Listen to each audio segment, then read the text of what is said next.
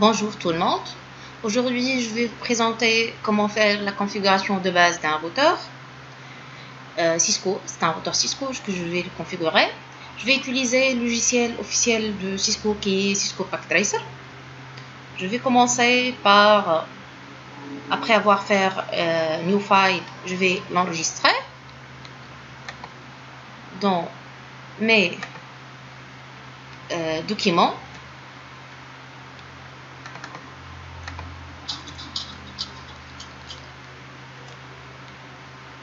Je vais mettre un routeur 1941, un switch de 1960 et deux PC.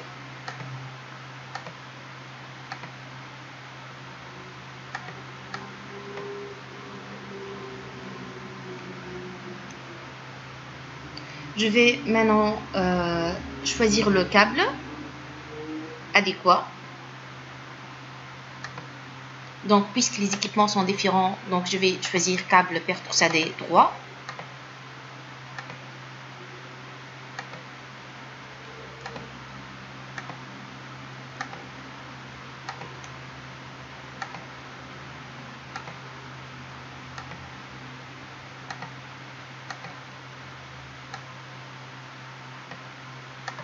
Et je vais choisir une adresse IP de réseau.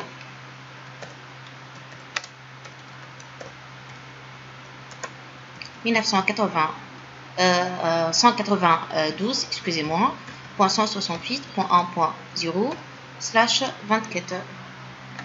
/24 c'est le masque. Donc je vais commencer par configurer les PC.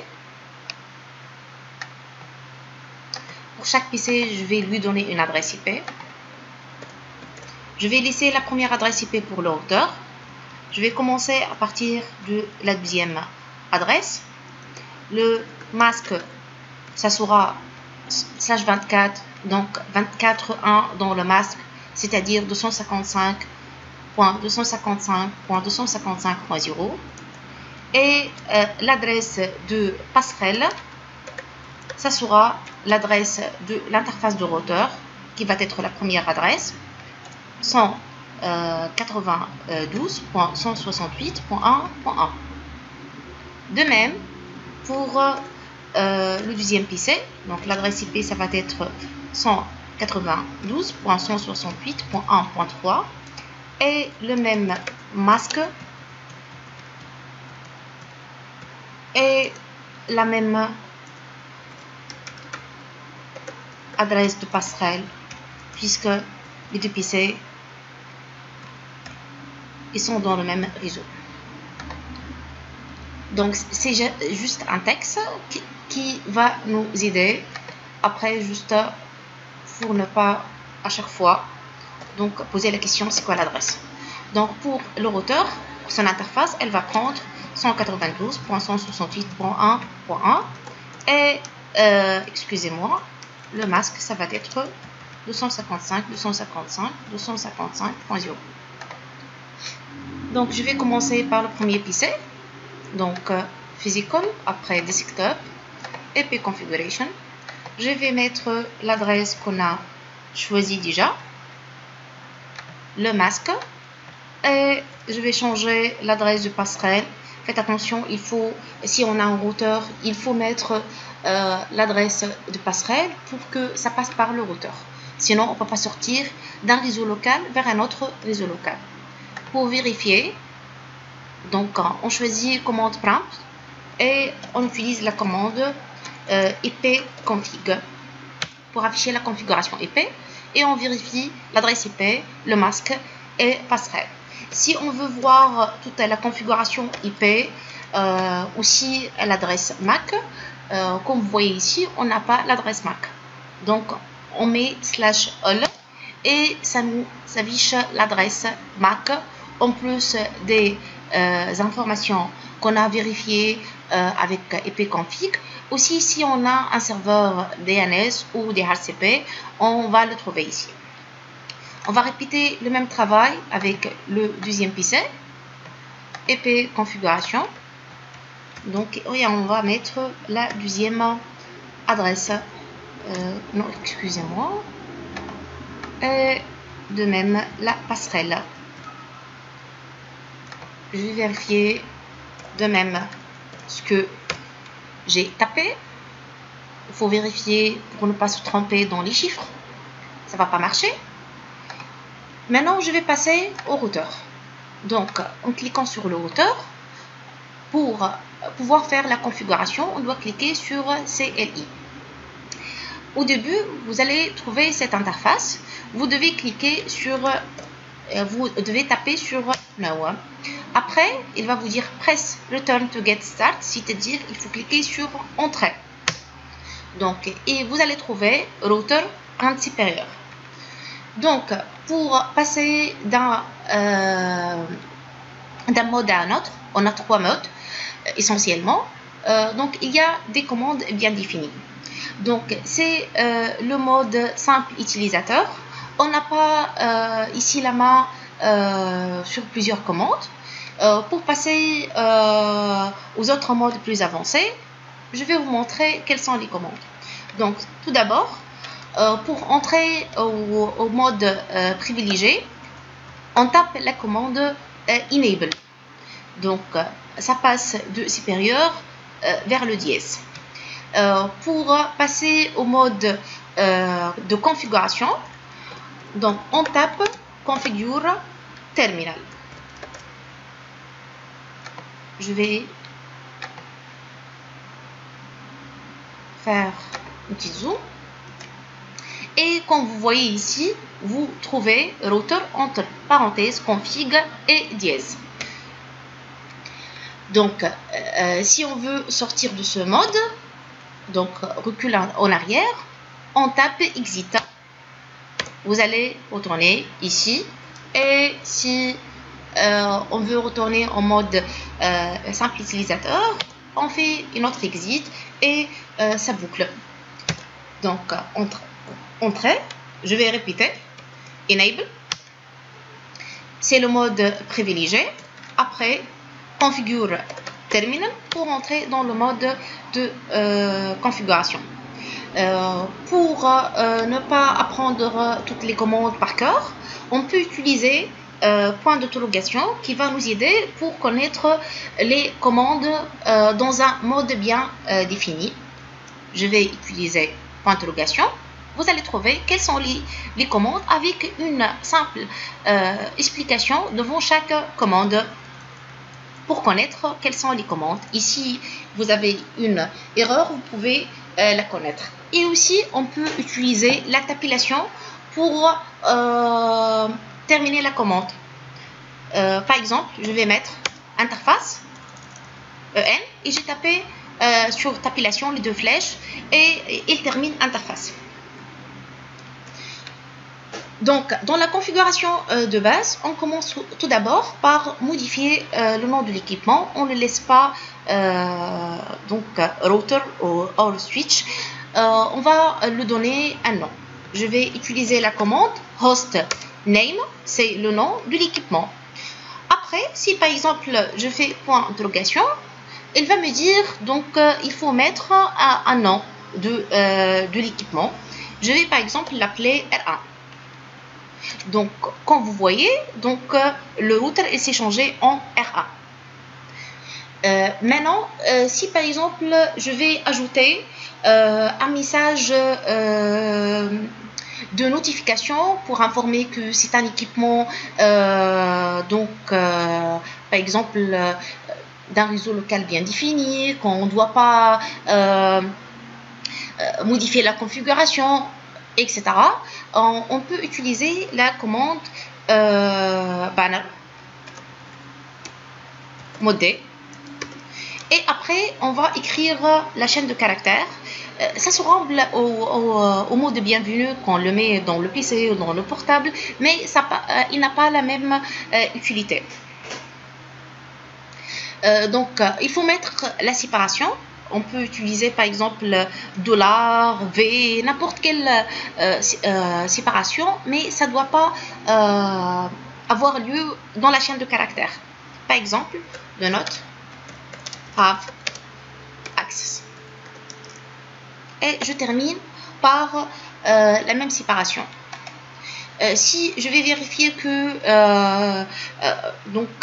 cette chaîne de caractères il est bien mis dans le fichier de configuration, donc je vais faire, à la place de faire exit, je vais faire int. Ça remplace plusieurs exit, et dans le mode privilégié, on peut afficher le fichier de configuration. Donc, comment afficher le fichier de configuration où la configuration actuelle est enregistrée? Je vais utiliser la commande show. Après, je vais taper le nom du fichier de configuration. Il s'appelle running config.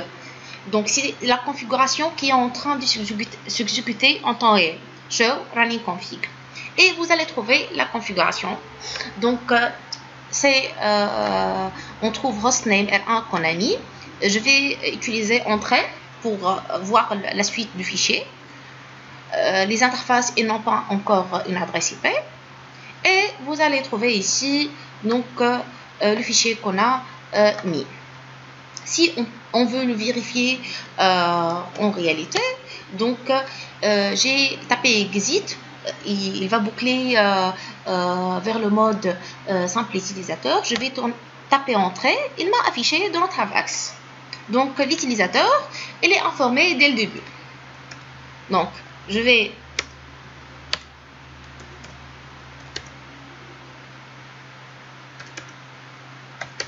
basculer vers le mode de configuration. Après avoir donc changé le nom de l'équipement et ajouté un message de bienvenue, je vais sécuriser mon routeur. Faire une configuration IP et ajouter pas mal de configurations avancées sans que l'équipement soit sécurisé, ça peut être modifié et échangé. Il y aura plusieurs difficultés par la suite. Donc la première étape dans la partie sécurité basique, je vais ajouter un mot de passe au mode privilégié. C'est un mot de passe pour l'accès enable. Donc enable, il y a deux façons. Une façon qui va enregistrer ce fichier d'une façon claire dans le fichier de configuration qui n'est pas du tout souhaitable, ou le mot de passe il va être enregistré de façon cryptée. Je vais vous montrer les deux. Si je vais utiliser l'option password, enable password, et je vais écrire par exemple Cisco. Donc vous allez voir maintenant, je vais sortir, int, exit. Donc je vais écrire enable, il va me demander le mot de passe parce que ce mot de passe est pour l'accès enable, c'est-à-dire du mode simple utilisateur au mode privilégié. Je vais écrire Cisco, il va m'afficher le mode privilégié. Je vais afficher le fichier de configuration, show running config. Vous trouvez donc le mot de passe clair dans le fichier de configuration qui n'était pas bien sûr. Donc je vais retourner dans le mode de configuration et je vais utiliser la deuxième façon. Je vais écrire maintenant l'option secret, enable secret, et je vais écrire par exemple classe. Selon vous, est-ce qu'il va me demander, j'ai mis pour enable deux mots de passe maintenant, un mot de passe Cisco et un mot de passe classe. Est-ce qu'il va me demander le mot de passe Cisco ou le mot de passe classe? Bien sûr, il va me demander le mot de passe sécurisé qui est classe. Excusez-moi. Donc, je vais écrire enable et je vais écrire classe et ça marche. Donc, je vais afficher le fichier de configuration. Vous trouvez ici donc le mot de passe secret et le mot de passe password, mot de passe en clair Cisco. Donc ça sera plus utile d'utiliser l'option secret avec la commande enable pour sécuriser le mode privilégié.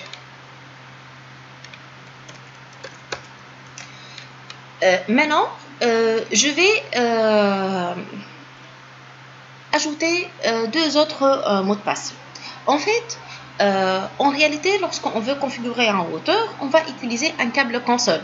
On met un câble console entre un PC et un routeur pour accéder à l'équipement et le configurer, tout en utilisant un logiciel, par exemple Terraform ou Pochi, etc. Ça doit nous demander un mot de passe. Pour cette raison, je vais entrer dans la line de console, On a un seul port console, c'est pour cette raison que je vais mettre le numéro 0, line console 0, c'est-à-dire le port 0 console. Donc, ça va nous entrer dans la configuration spécifique. C'est un mode de configuration spécifique. Donc, qui config line. On doit vérifier qu'on a passé de config vers config line. Ici, si par exemple j'utilise point d'interrogation, je peux trouver donc quelles sont donc les options que je peux utiliser, quelles sont les commandes que je peux le taper. Je vais faire une configuration basique de sécurité. Donc, je vais tout d'abord mettre donc set password. Je vais mettre password et je vais mettre par exemple 1, 2, 3. Je vais demander qu'il me demande ce password dès que j'accède aux consoles. Donc, enable password checking. Donc, c'est pour cette raison je vais utiliser login. Donc, la commande login pour qu'il me demande le password dès qu'on accède en mode avec le câble console. Si par exemple on a accédé mais donc on a laissé notre PC ou on a passé à faire autre chose et l'interface elle a resté ouverte.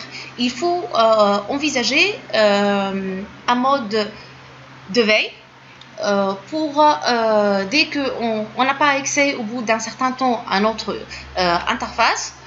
Donc il doit demander de nouveau le mot de passe. Donc pour cette raison, je vais utiliser la synchronisation de login synchronize. Après, je vais mettre le temps de veille, donc execute timeout, et je vais mettre le minute, timeout en minute, par exemple 3 minutes, et le en secondes, donc 3 minutes 0 secondes. Et après, je vais sortir. Donc, je dois vérifier que c'est bien enregistré dans le fichier de configuration, show running config.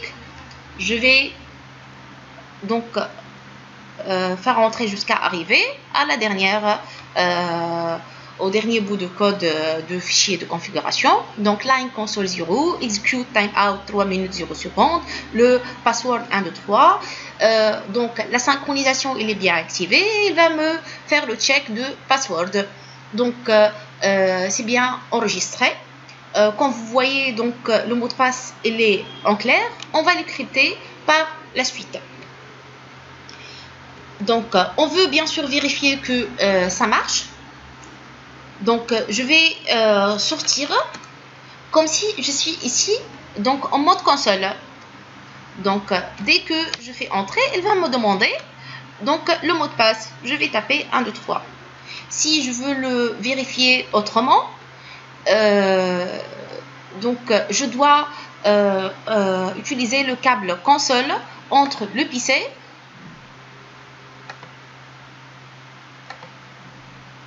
RS232 et le routeur en utilisant console. Après, à partir du PC, je vais fermer ça. Je tape terminal, je clique sur terminal. Après, ok, je ne change rien. Donc, parce que j'ai déjà accédé, exit. Donc, je vais sortir et répéter. Donc, il va me demander le mot de passe 1, 2, 3. D'accord?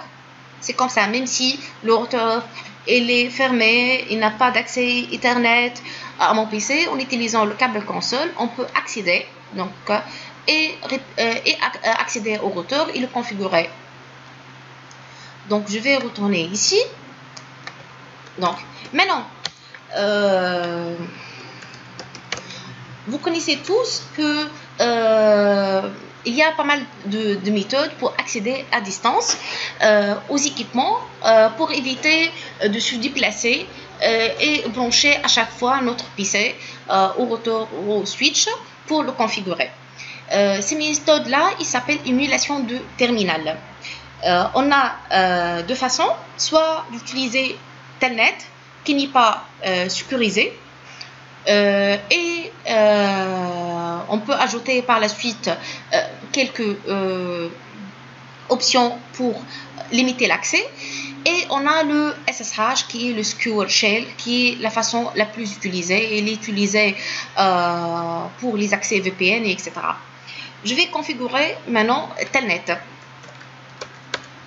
Donc je vais faire un petit tour. Et comme on a accédé tout à l'heure aux lignes console, je vais accéder maintenant aux lignes virtuelles. Donc line, VTY, et je vais mettre le nombre de sessions qu'on peut y accéder. Il y a bien sûr un nombre de sessions bien défini. Si on ne connaît pas, donc c'est très simple. Donc on accède au fichier de configuration. Et on vérifie, c'est de 0 à 4, c'est-à-dire 5 sessions, de 0 à 4. Start et stop. Donc, je vais réaccéder de nouveau. Line, VTY, de 0 à 4. Donc, je vais répéter les mêmes étapes que pour le câble console. Donc, password, je vais mettre 456. Et je vais demander de faire le check de password, login.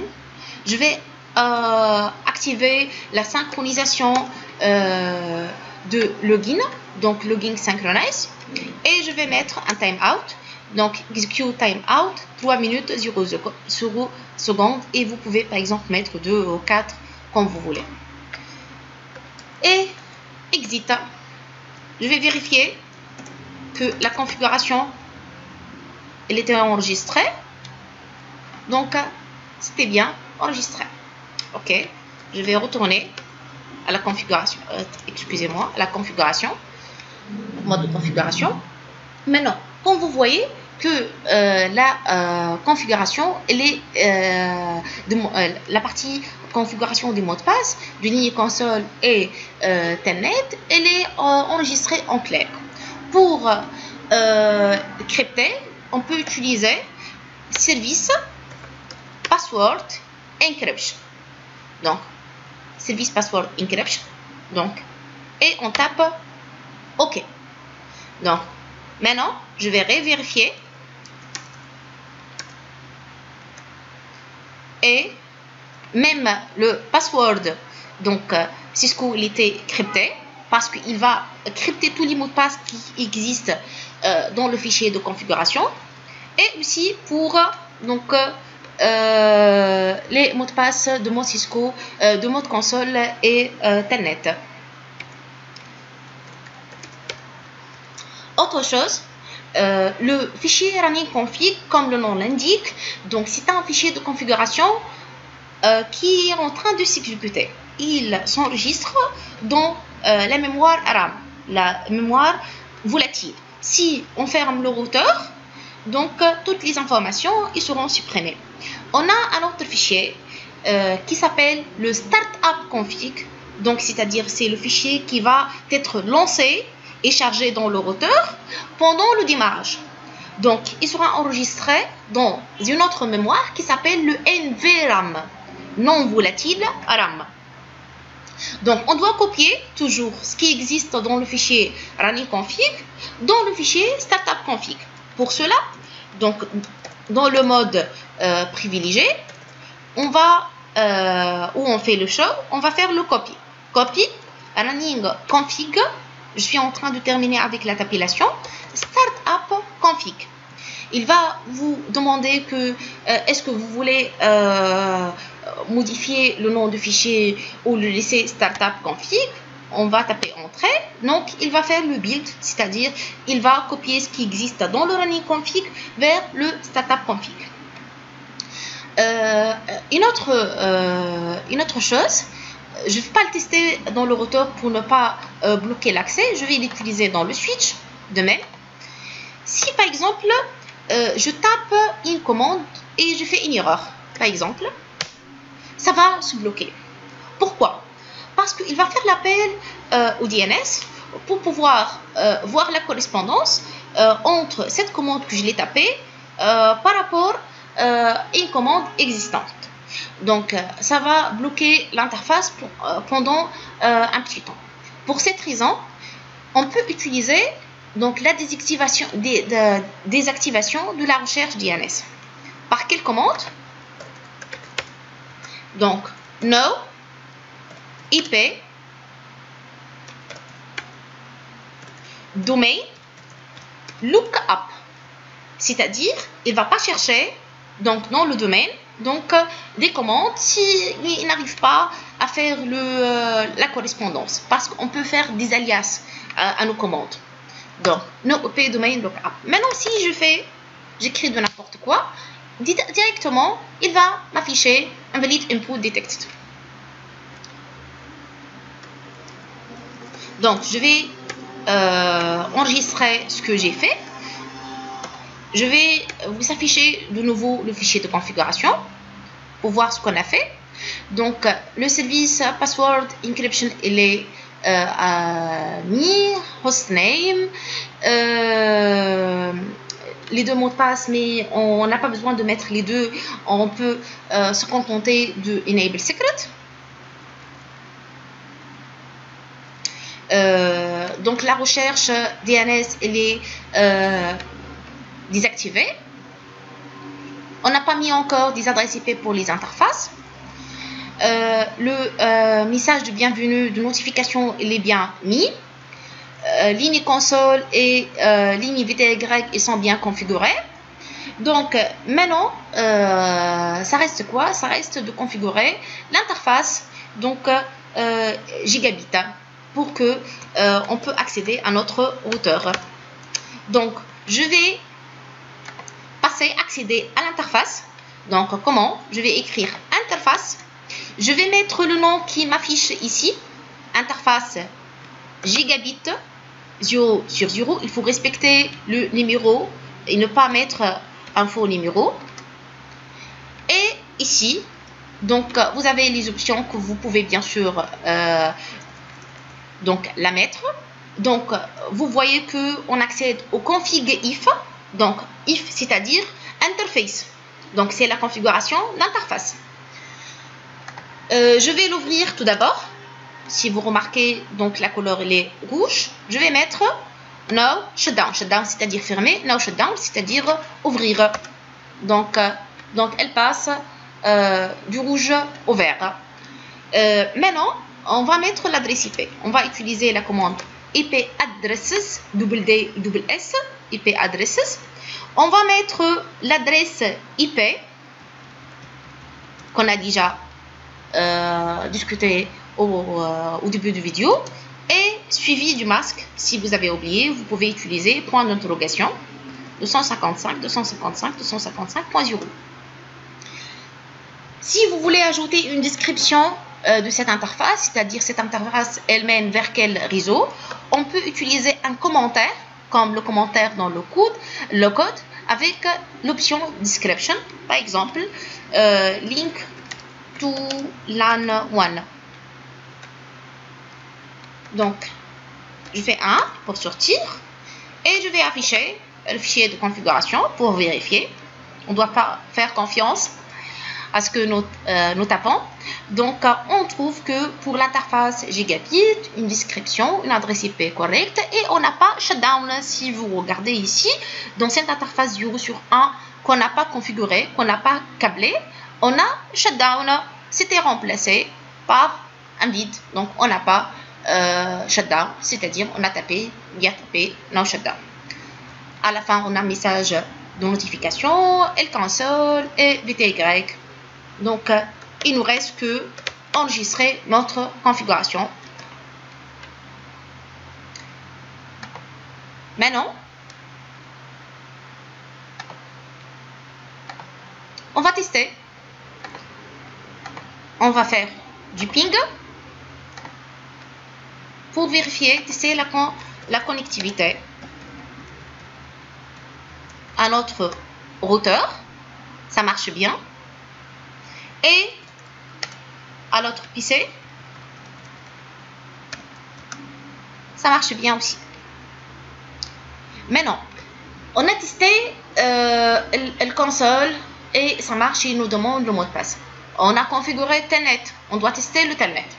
Donc, on utilise la commande Telnet et on met l'adresse de l'équipement qu'on a configuré dedans Telnet. Donc, Telnet et après l'adresse IP, il va me demander le mot de passe. Quel mot de passe? C'est le mot de passe qu'on a mis dans le Telnet, dans le BTY 456, et il m'affiche l'accès au routeur. Je peux ici basculer d'un mode à un autre.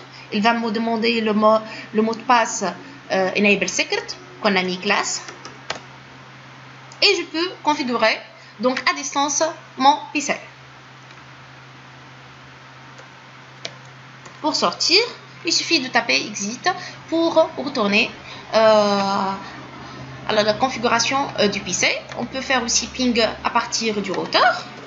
De même, dans le mode privilégié, pour tester la connectivité à un PC.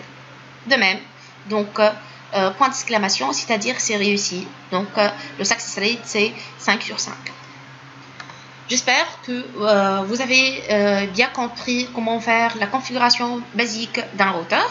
Et à très bientôt. N'oubliez pas d'enregistrer avec CTRL S votre travail.